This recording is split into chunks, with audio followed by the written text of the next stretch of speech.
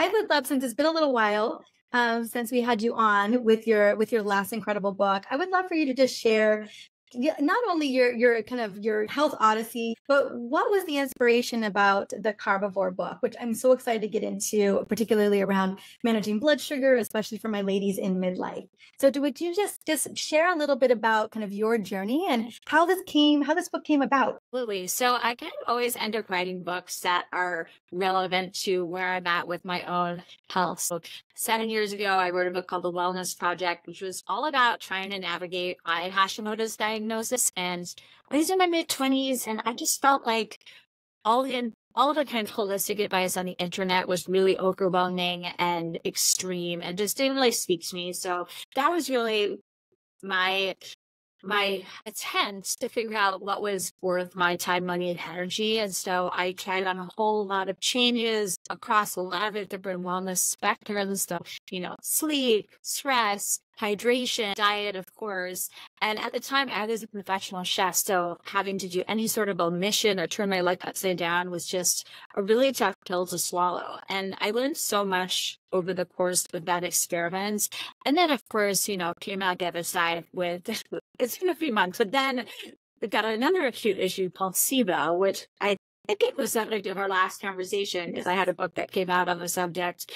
Because when I was, again, diagnosed with SIBO, and there were just so few resources out there in like a concrete book form that covered both the strategies and the recipes. I found the low FODMAP diet just really hard to wrap my head around. And then, the aftermath was just a lot of food fear that I hadn't really encountered before. There's a little bit around Hashimoto's, of course, but the food fear after the low FODMAP diet was real, because I feel like my gut was just so reactive after the harsh treatment, even though I did herbal antimicrobials. We don't have to get into the nitty-gritty of that, because I'm sure we already did. But my memories, that was 3 years ago. So essentially, kind of as I was continuing to write and cook, I felt like the questions that I had been getting asked were around carbs. People were also post-SIBO treatment, handles with Hashimoto's, just trying to figure out, how to cut through a lot of the noise in the wellness zeitgeist about carbs being so bad for you, and needing to go autoimmune paleo to bring down your thyroid antibodies, or needing to be really strict low FODMAP in order to never have an issue like SIBO again. And I just felt like the conversation was really muddled, and I wanted to figure out, both for myself as a firm lover of pasta and pizza and bread, and potatoes, of course, which are all categories in my cookbook. But I really wanted to be able to take my approach in the Wellness Project into something I call healthy hedonism, figuring out how kind of the things that feed your spirit dovetail with the things that nourish your body. I really wanted to figure out that healthy hedonism when it came to carbs specifically. I know. And I think about all of the different nuances of, obviously blood sugar optimization and good metabolic health, something like Hashimoto's, and then even compounding with SIBO. That is a lot. That's a lot. And there's it can get so muddled. You're absolutely right. And I have these conversations all the time. And, I myself still follow a relatively, autoimmune protocol, to some degree to manage my Hashimoto's too. Yeah. Trying to figure out, how we can do this in a way that feels good, but then also, has us thriving as well, and how that plays into my family and how my family eats. But yeah, I think carbs are definitely on the docket for the concern for women, especially in midlife. I was sharing with you, and I know you know this, but just due to the perimenopausal transition, we see women are becoming more insulin resistant, a wide range of us, and elevated blood sugar levels don't need to be anywhere near as high as we think for women to start getting cardiovascular risk factors as well. And so every day I have women reaching out to me that was just recently diagnosed with prediabetes, or, crazy blood sugar variability issues. They're putting on weight, or, the redistribution of weight is changing in not in a favorable direction. And so, they're trying to figure that out, all the changes that are happening just due to our hormones changing without permission. And then, trying to navigate living a life of vitality and aliveness without feeling like you're sacrificing so much. Totally. And I think what I have always done in my work is I just want to get away from the deprivation mindset. Because I think so much of the conversation in wellness is around diet. And I think there are just many ways to skin a fish or cat a carrot, especially those. But there's so many ins besides just going really strict omission. I'm not going to eat any carbs. Obviously, lowering your carb intake, but I think more importantly, and what's not happening enough is just lowering our sugar intake. Can, of course, get you on a higher plateau. But there are just a lot of other elements to the carbs that we eat, and looking at the production, which some of it is outside of our control in this day and age, but also in how we cook our carbs, how we eat our carbs, and then everything that we're doing before and after to maintain to support our blood sugar metabolism and support our tolerance of carbs. Well, let's get into what were some of the, in your pursuit to figure out like how I can have my cake and eat it too, in a way, healthy, gluten-free, dairy-free, Yes, I support. Low sugar. Low sugar. That cake. What were some of the biggest aha moments that you were excited to integrate into this beautiful book? Well, I think, some of it in terms of what's on your plate is a little bit common sense. Like we want to add as many plants as possible, as many vegetables as possible. But the reason for that is really fiber. And I think that's kind of the big difference in the carbs that our great grandparents ate versus the ones that we eat today. And, there are so many reasons why there are the modern illnesses we face today. But I think that's really one of that. It's just that the toast that they ate for breakfast is very different than the toast that we eat for breakfast. It was made, from unrefined flour. It was made using sourdough, slow fermentation with a slow rise time. It was probably slathered with full fat butter and eaten alongside a glass of milk with cream on top versus, the sugary orange juice that most people today put with their toast, which is also often slathered with jam, maybe even margarine. I don't know. They're just, that's looking at the factors of, how our flour was milled and produced, which includes stripping a lot of the fiber, and then the stripping of other macronutrients, stripping of healthy fats, and stripping of protein from just a balanced plate. So when I approached the recipes in Herbivore, the fiber was the most important thing. And I think what I want people to understand is that fiber can be incredibly protective for our blood sugar. I like to give the analogy of looking at our intestinal wall like a fine mesh sieve. And actually, I do have a healthy dessert recipe in the book that can help you illustrate it at home. It's a raspberry lime curd. And when you make it, you kind of muddle the raspberries through a fine mesh sieve.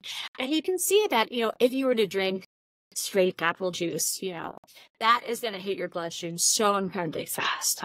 As a side note, I think we've also let beverages become kind of a loophole of our blood sugar moderation. So versus that apple juice versus that apple is so different. If you're going to eat apple with all of its fiber intact, all of the skin and kind of that fibrous sludge would coat the inside of the mesh sieve. And even if we poured in the apple juice afterwards, it wouldn't be just like an unobstructed waterfall. It would be a little bit more of a slow drip. And that's kind of how fiber works in our digestive system, to just naturally slow any sort of refined carbs and simple sugars from reaching our bloodstream incredibly fast. So there's a lot that we can do just with that knowledge and keeping some of our favorite carbs on the table and focusing on the mindset of adding instead of taking away. And so in addition to just kind of starting your meal with fiber, which is huge, so starting with a green salad or just some roasted vegetables or even, a handful of almonds can help. But then also adding these what I call carb companions to the meal itself. So if you want spaghetti and tomato sauce, okay, ideally, let's eat a green salad first. But then also we can have all of these incredibly delicious toppings that help to round out that plate. I have all these like nut and seed sprinkles in the book. These are kind of my favorite carb companions, the healthy fat, protein, and fiber wrapped into one, a small package. Also zinc in there is great. Proven it, especially in Perry and Hashi folks as well. I mean, I love zinc. So I'm a little sidetracked, but yeah, so I would behind it covers strategies like And I think all of that matters in terms of, all these important micronutrients and antioxidants. My big focus is metabolically healthy foods, and like fiber being a big player in that. One of my top list foods, and fiber by encompassing with those micronutrient and antioxidant rich foods, like that combination. But if the average person's only getting 11 to 15 grams of fiber a day, and we really need upwards of 35 plus grams. Yeah, it's very much a recalibration of what we're consuming, because there's so many acellular carbs on the market. That, like you were saying, the breads that we're eating, I remember looking for gluten-free breads for myself and even my son, and scrutinizing over the list, and seed oil. Yeah, I'm like seed oil, seed oil, seed oil. And so we have a beautiful bakery. It's called Nectarine Grove. That's just down the street from our house. That is a celiac free facility specifically, but they also pride themselves on no seed oils. And the way that they make their gluten-free bread, it ain't cheap. Okay, let me just say that. But I know that's the problem, is that a lot of these things, are not available at the regular grocery store. And I think for me, it's more just like knowing what the tools are in your toolkit and not being a perfectionist about it. If you can't get, the beautiful sourdough from the farmer's market, again, find another it. Maybe it's about adding, if you have unfortunate, store-bought with food guy with 15 yeah, I remember we bought one that looked good, and I think I was in a rush and I didn't look at the ingredients, and I got home and finally looked, and I was like, I can't in good conscience give this to my child. I just couldn't do it. So it's in the freezer for like a year and let it threw it away. And I just was like, I can't do it. So, I get that. And then I don't land so crazy on that spectrum all the time, but it was like the fifth ingredient. And I was just like, it wasn't like, ingredient number 10 or 12. And I am really lucky where I live. I live in this crazy, crunchy surfer beach town. We have the crunchiest farmers market. There is a local organic sourdough booth. Next to the fermented kefir booth next to I could just go on. I should have sprouted everything booth, so yeah, it's a super crunchy place to live. Well, that is a good example. I mean, it brings in a lot of the issues, because I think the problem with low carb diet, keto diet, any diet that's become mainstream, is that the packaged food industry is wanting to co-opt it and try to sell you something that is convenient and hyper processed, that you will say to yourself, oh, it's good because it fits into X, Y, and Z diet, and you will choose that. I think a lot of people will buy whole wheat bread. They'll buy gluten-free bread from the supermarket thinking that that's the quote-unquote healthier choice. A lot of people think that gluten-free means lower carb, and that's their agreement. But even like a whole wheat bread is not going to be. So if you think about my fiber example, sure, on the back of the package, it may say that it has more fiber, but you're not going to get that protective effect if it's been pulverized in an industrial food processor. It's kind of the idea that, eating that whole apple is going to be very different than if you put it into a Vitamix and blitz it into a million microscopic pieces. Still beneficial for your gut at the end of the day, and to some degree, SIBO. Right, exactly. But in terms of slowing down, in terms of fiber being protective for your blood sugar, you really want to go with as unprocessed a food as possible. Yeah, absolutely. And that's where ultimately where we've landed is and it's the time, and it's you have to ask yourself, me feeling high vitality, supporting my gut health and feeling more alive, is it worth the time it's going to be taking in the kitchen? And where we've landed is yes. And so, yeah, and you'll find shortcuts when you need them. I think there's no shame in quick fix, but by and large, if we just know the rule of thumb is that the least processed we're cooking. And Yeah, dicing, we're slicing, you know what I'm saying? So that's where my husband and I have, well, that's where mama landed. I get to call all the shots.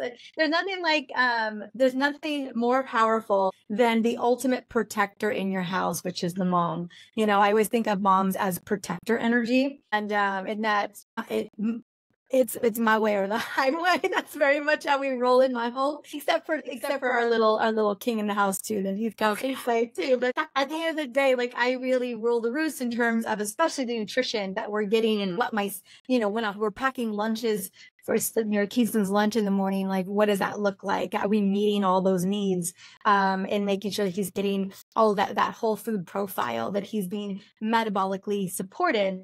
Because that's what I believe is at the end of the day, our cellular energy is at the epicenter of everything. And so how do we provide the molecular information for our little cells, our little mitochondria to do what they want to do best, right? And so that's always my mindset. And, what can we do to manage our blood sugar? Like even my son's little preschool is like, protein and fiber focused. They don't want, they don't want to see sugar. No one can share anything.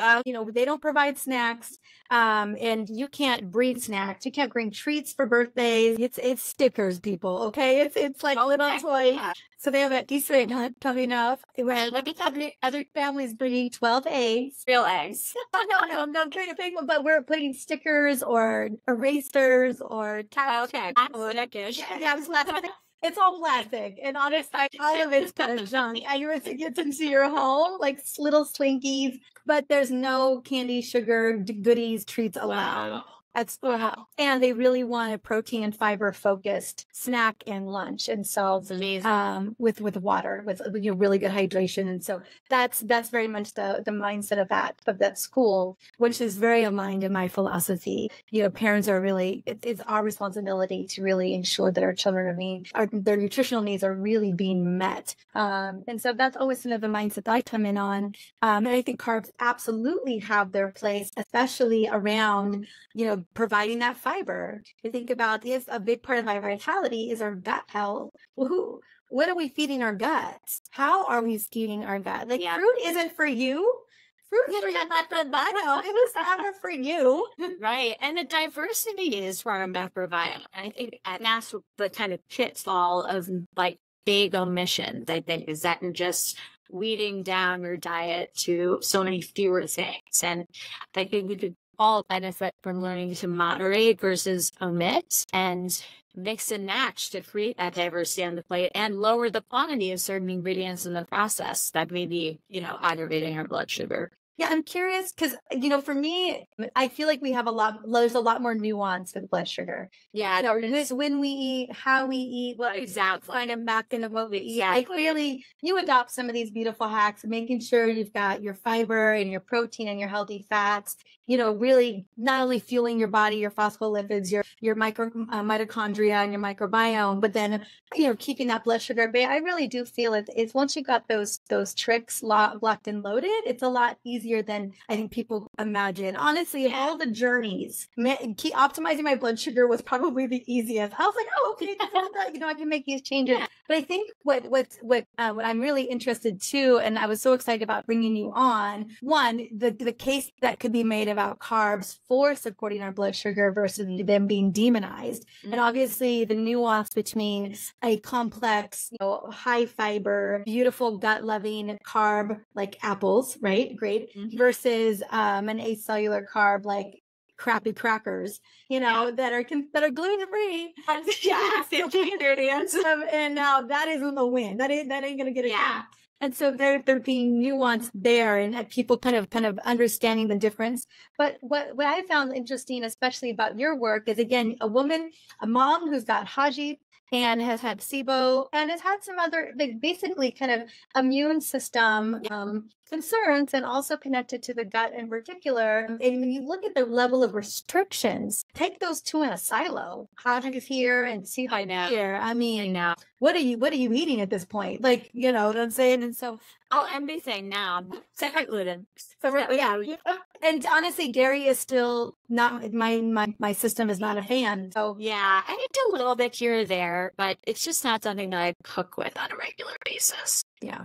And so I was, curious in terms of, because I know there's a lot of women who are listening to this who's, had a vigilant immune system, and maybe their gut is just, they haven't tended to it in a way, that maybe they're just having struggles and triggers, how you've been able to dance with all of that. Yeah, so I think the low FODMAP diet is really interesting because it is not something you want to be on long term. It is actually detrimental to the health of your large intestinal microbiome to take out so many types of healthy fibers and vegetables and fruit. But I think if you do have like acute IBS, acute SIBO, to just take out the triggers for, 2 months just to let things settle down, that was a huge part of healing for me. And just reintegrating things really slowly, but without fear. I think that mindset is really important for blood sugar, for a digestive system, for so many things, and often goes overlooked. And I guess that's where I see kind of getting too rigid about certain diets having an adverse effect. And then,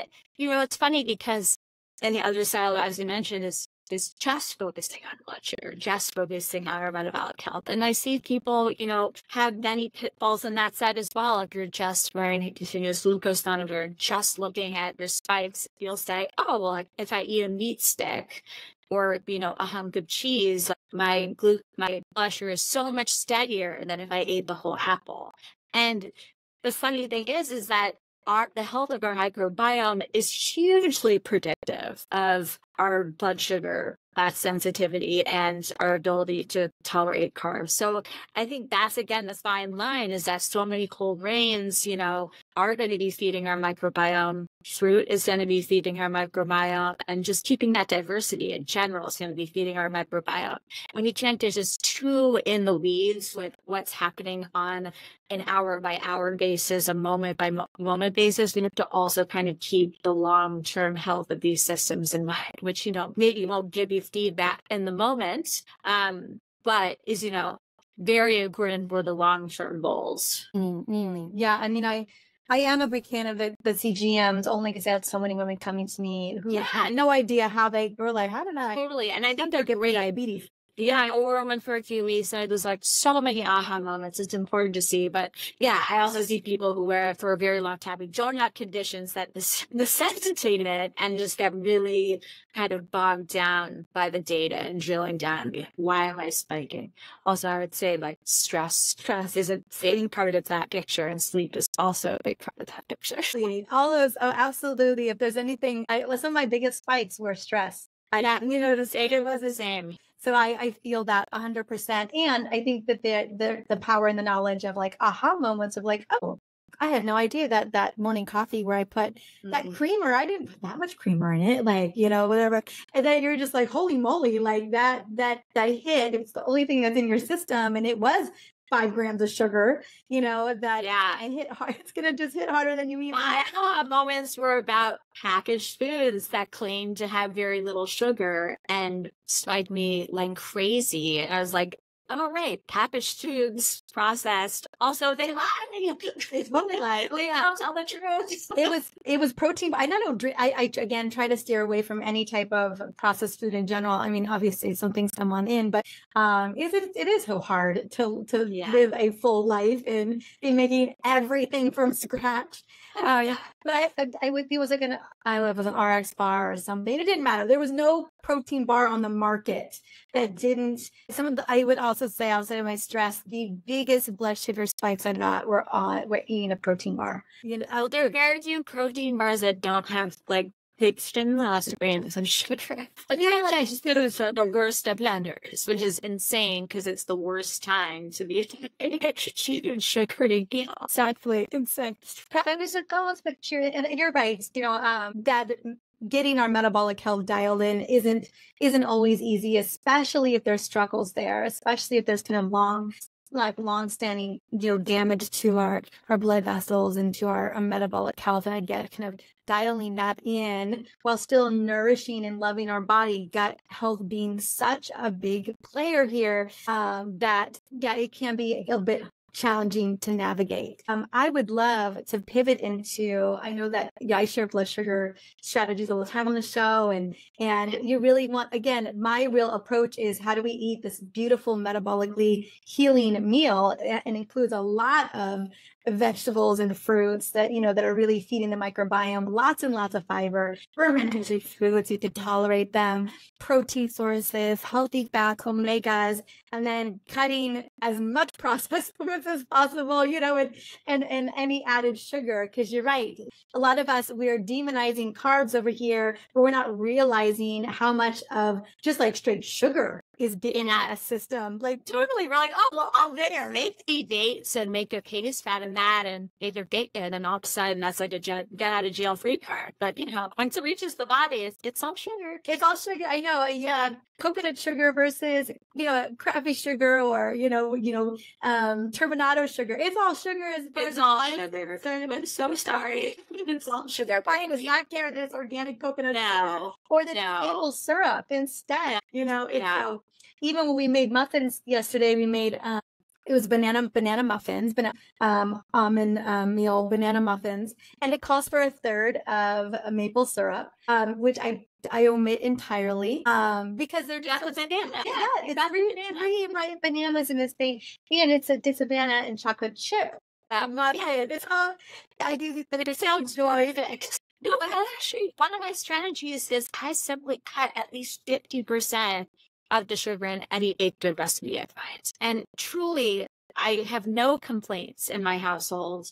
And when I eat kind of store-bought baked goods, I just can't handle it anymore. The thing is that our taste buds do change, so we moderate our sugar intake. So it's kind of like one easier end. Our brains never quite adjust to dopamine hit.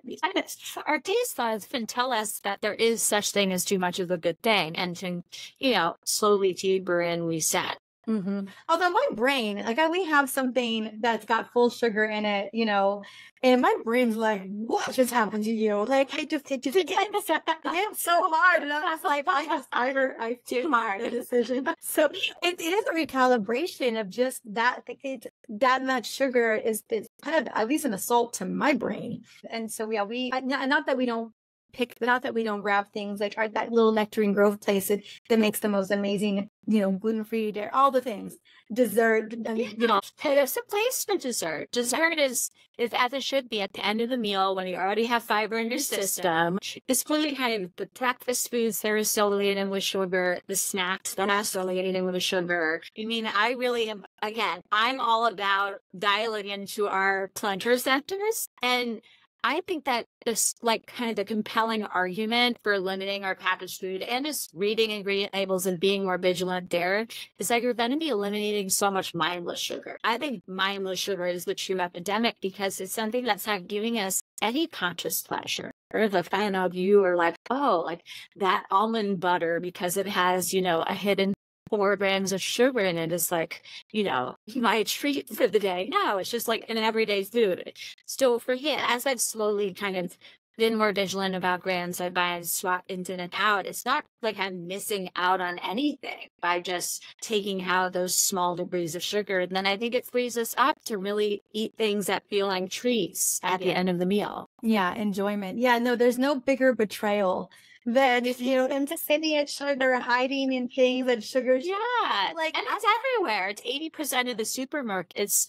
That doesn't matter if you're in a conventional supermarket or a Whole Foods, like all healthy, healthy packaged foods, like leverage sugar in order to make their stuff taste like what you ate as a kid. Mm-hmm. I think when I became extremely just really scrutinizing over the labels for Kingston, I was like, none of this. It meets my expectations in terms of ingredient. I was like, and we resided to, again, like cooking more whole foods from scratch. Yeah. Our husband just made French fries. We bake baked potatoes, and you have a little French fry cutter that keeps them. Oh my God, so fun. So he's like, I want to make, and then he gets to that, put the olive oil on them and everything. And that's how that's what he knows about French fries in the world. Is Love that. the little baked fries that we make with the primal no sugar ketchup.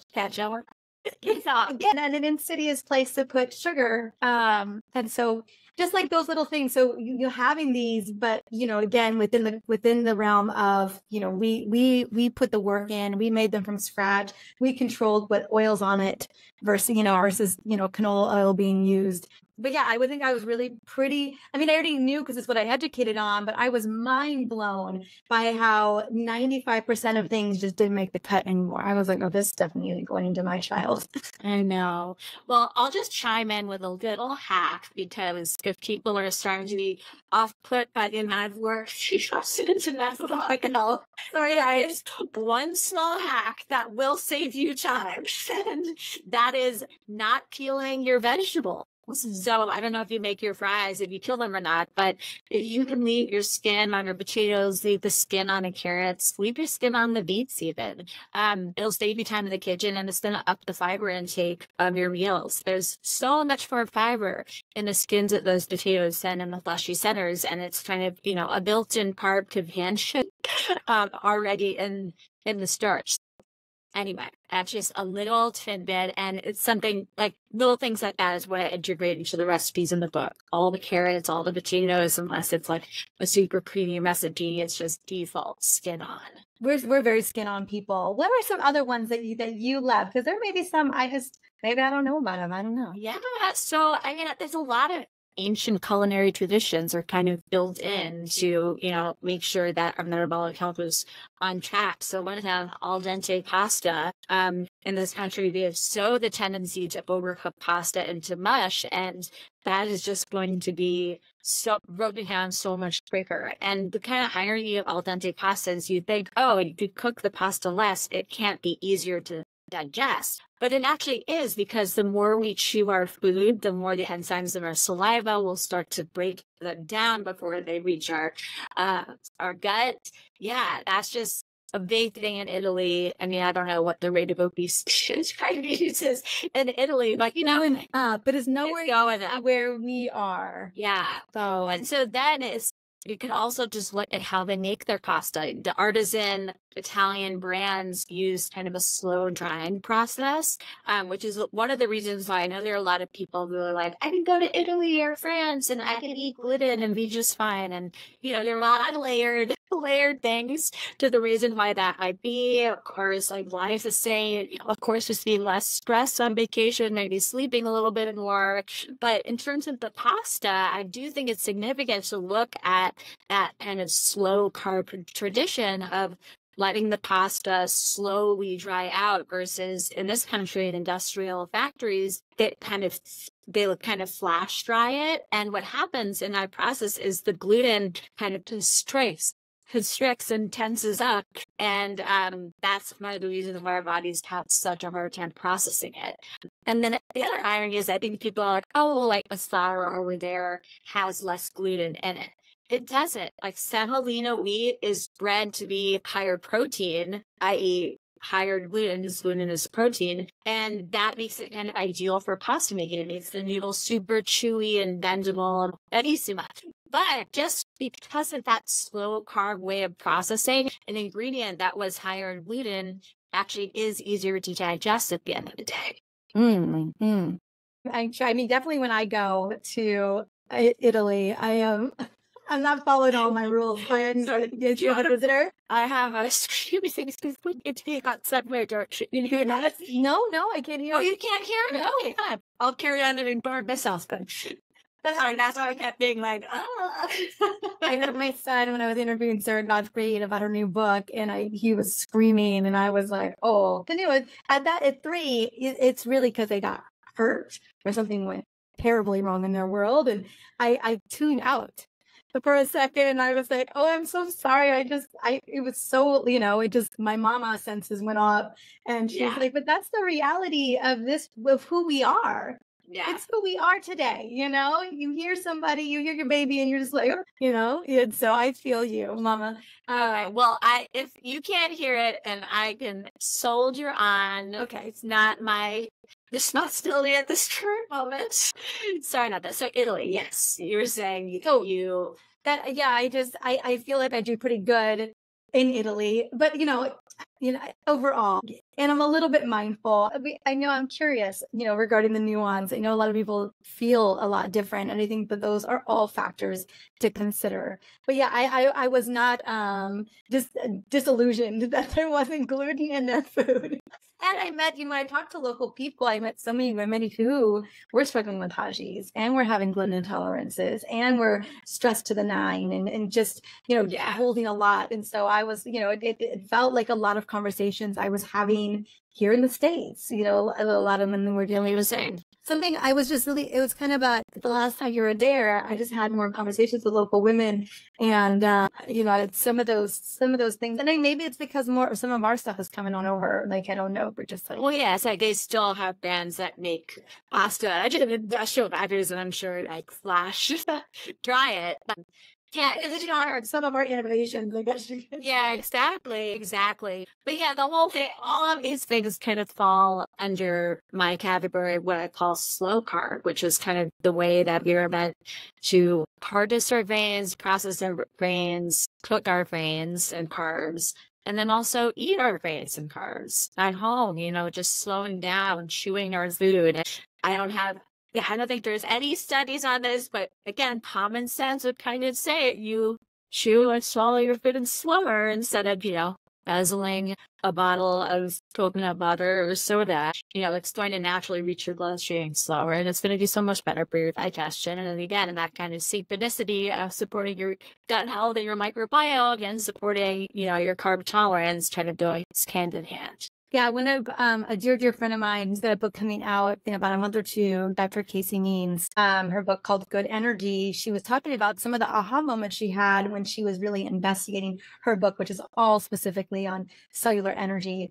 And the mindfulness of eating alone significantly stabilized blood sugar throughout the night. And that I will tell you, that is one area I have struggled with, especially now. Mama, I was like, full permission to eat as fast as possible. Yeah, back to the thing. But when she was sharing the kind of the really detailed research on it, it's always compelling. It's always, and that's why it frustrates me when people are like, I remove all carbs. I'm like, there are other things. There are other strategies that really do have an impact, and it may just sound wishy-washy, like, oh, if you de-stressed, you're going to have better carb tolerance, but it's really true. If you don't shove all of it out at the same time and then run off, maybe your blood sugar would not be. And the other one that has been my profound, I think it's my favorite, hands down, longevity hack, which is movement after meals, walking. Of course. And that's where I think the Italians and the French and the Europeans they really nailed it. But that is also when that happens when you're on vacation or in cities, you're sightseeing, you're walking after meals, you're using up all that glucose, pulling it out of your bloodstream so quickly. Yeah, I think that's it. I think that's the ticket. Yeah, we're like, they can, you're eating your croissants and you're having your orange juice, because their whole breakfast is a carb bomb experience. I was like, dang. But they walked there, and now people walk to work after it. It's not a metabolically healthy breakfast whatsoever, but they're moving. They're moving a lot. And so that was the one thing I thought. If I said entity, like if there was, when you kind of look at all of it in terms of longevity and health span, I'm like, it's their constant movement throughout the day, where 66% of us are super sedentary. We're not hitting the minimums for even a barely active lifestyle. Oh, and if we do, we just knock it off. We knock it out in that 1 hour. Exactly. And then we sit our butts down for the rest of the day. Yeah. So what does it look like to be actively moving? What does it look like to be a toddler mom all day every day? I know, bending over, squatting, all very helpful. Oh my gosh, happening. That's kind of, halfway to wherever, because they decided I don't want to be in the stroller anymore. Yeah, I think that's front load right there. Yeah, no, it's all great.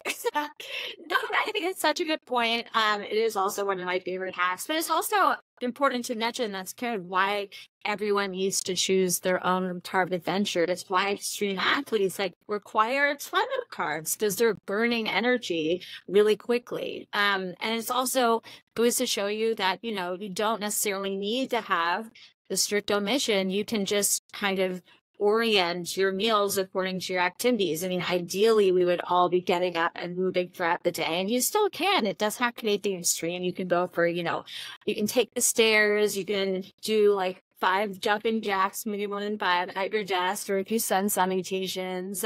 But if you are doing that 1-hour workout, and you're running late and you need to grab a protein bar, you don't have to feel as guilty in the moment that you're shameful about that choice, because ultimately it's not going to have this big of an impact if you are exercising and moving your muscles afterwards, especially if it's in, an extreme way. Clean cardio. Just, And I'm a big proponent of women. I'm concerned about the loss of muscle mass and frailty that we see in women, and osteoporosis as we get a little bit older. But not that I'm not a big fan of, resistance training and strength training, so that we can do the things we want to do without having to negotiate with our bodies down the road. Yeah. I always say, I want to be, once my son is, 7 years old and he's got a fever, I want to be able to pick him off the floor because he just can't get up, and not even think about whether I can do that or not, or if I have to find somebody to help me, like my husband. Yeah. Or being able to one of the things, I'm only 5'2", be 5'5" with some heels. I'm short, but I wish someone would try to help me put my heavy luggage into the overhead compartment. Yeah. I can basically throw that. Yeah, throw it up there. Yeah. And I'm just I got this, okay? I'm strong enough. There is, and I want to be able to do that for as long as possible, And so those are the things I'm thinking about. But that withstanding, I also love to do things that feel good and are gentle for my body. So I walk multiple times a day out of my house to the beach, which is just 8 minutes from my house. I would take 3 to 4 times a day just because I want a stress break, or I just I want to send a voice memo to my bestie about my day. And so I got to head out the door, and I'm okay, but bestie, I got a voice memo right now. And so that's my self-care connection, blood sugar isolation. It was a whole package.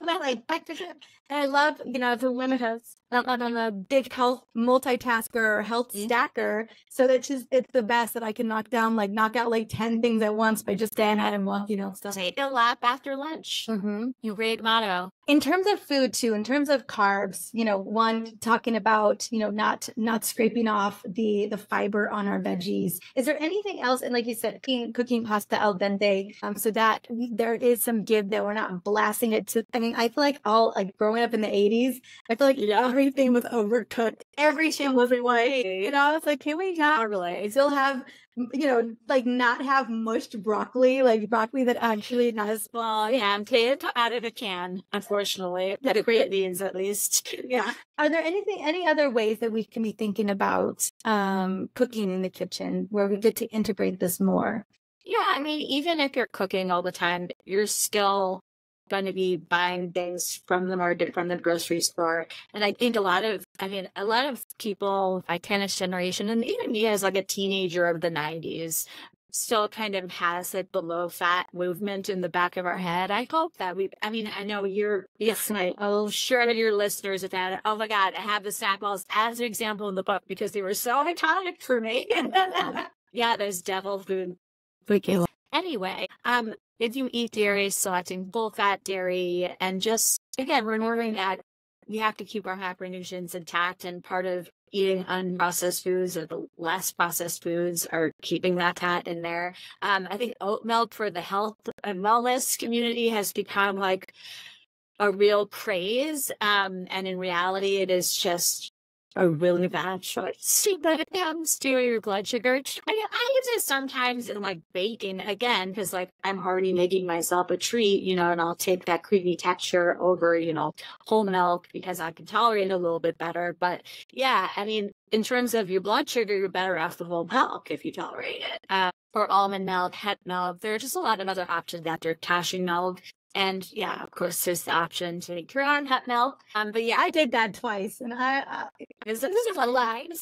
We can rely on convenience in places. It's totally fine. Quick fixes are not, you know, the enemy. But yeah, I think a lot of people have swapped their almond milk or their whole milk for oat milk, thinking it's a, you know, a better choice. And I would just steer you clear of that. And then I would also say that like dried fruit tends to be like a loophole. So again, people using dates as the sweetener in baked goods or in their breakfast. And I mean, I love dates. They're fantastic, but you should just also remember that again, they are sugar. And especially, you know, in like, let's say in carrot cake, you know, the addition of those, dried raisins are not doing you any favors, because the dried fruit, and especially people eating like dried mango as a snack, that's like a big kind of pet peeve for me. Just eat the whole mango. Again, because our ability to house a bag of dried mango, it takes a fraction of the time that it would take us to eat, you know, 3 whole mangoes. So again, it's not slow carb. It's beyond maximize the consumption and maximizes the quantity in a way that's not beneficial for our bodies. So I do have, you know, I'm a chef person porno, so there are some, you know, dry fruits in my recipes in the book, but I'm just mindful of integrating them into like really beautiful, savory recipes with lots of spices, and where like they'll really make an impact from a flavor standpoint and less of an impact from a blood sugar standpoint. And how has this changed for you? You know, how have you integrated this in now that you've got a little one? Oh my gosh. I know it's interesting, like, to kind of watch the way she is. And I have to remind myself, I mean, she'd been in solids now for the 6 months, but I'm like, it's like negative blood sugar mindset in some ways. And I have to be like, wait, but she's like drinking a bottle. So like, you know, like she's drinking quick loop, but she can't. She's like young and she needs the energy. But no, I have definitely tried to keep packaged foods out of her life, and definitely tried to keep sugar out of her diet, except for whole berries and whole fruit. I've even like, you know, I'm trying to give her like a massive amount of banana. I do some baked oatmeal for her, and I'll, you know, use banana as the sweetener and have some whole fruit in there. But I just try and keep like the sugar contents pretty reduced. But yeah, I don't know. At the same time, I know the struggle is real. I mean, as we were chatting offline about this before this conversation, like she's exhibiting, you know, some picky behavior and like exhibiting a lot of opinions. And so I do kind of go against some of my metabolic advice and like puree some spinach into some almond milk in a blender and like throw it in her baked oatmeal just to get those nutrients and those veggies hidden in there. I also use like cauliflower rice. I'll just like sneak that in everywhere. Yeah, we do. Especially Canadians, we do cauliflower florets. Yeah. And for the but even I'll make we call green pancakes, and there's spinach pancakes. So yeah, we have all these different ways. Especially when they discover what sugar is. Yeah, we got away with it all the way up until he was 2. You know, they said nothing, and then the world opened up. And so now it's just, you know, it's just this play. But yeah, I mean, you know, you're especially interesting as a mom, you know, knowing that, gosh, 33% of our teenagers are pre-diabetic, you know, and just kind of looking at those and how do we set our children up for metabolic success, but then, you know, how that plays out for us too. And so I know that we can kind of, like you said, a beautiful happy medium for everybody. But I would say, you know, I've just been more conscious. So I was curious about your conscious journey around it. Oh my gosh. I mean, I'm trying not to be too rigid and too crazy because I'm also tired. Gosh, like everyone else. I was saying it's hard enough to like meal plan for myself and my husband, now to like add on the layer of meal planning for her, because like she just won't eat a lot of the foods that we eat. As much as I would love, you know, to try and live a lifestyle in which she'll eat whatever we're eating.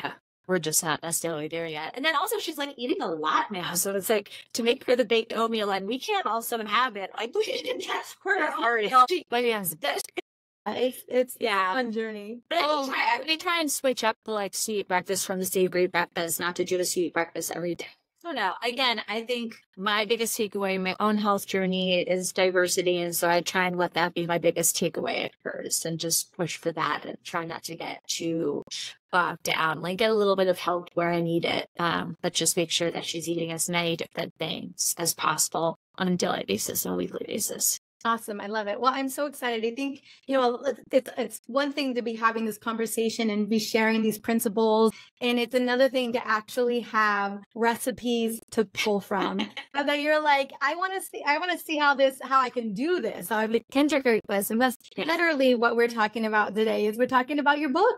Your gorgeous book, your carnivore book. And we're pulling it out to make recipes for our family. Yeah, mine's right over there. It's just so beautiful. It's so beautiful. Turns out gorgeous, I must say. It's like, yeah, so I want you, if you guys are like, yeah, I mean, you've just really struggled with the nuance of keeping your blood sugar balanced, but now also having the foods that you love and just really being kind of more educated on how to really make it work, because it is a yes and. And that is what I was so excited to bring, was really that yes and conversation. Get the book, look at the recipes, start choosing recipes, and integrate a lot of what Phoebe is saying today so that you get to have your carbs and keep your blood sugar stable in a way that's really, nourishing for your body and yourself. Yeah, okay, absolutely. Anything we should know about the book or anything you would love to share about it?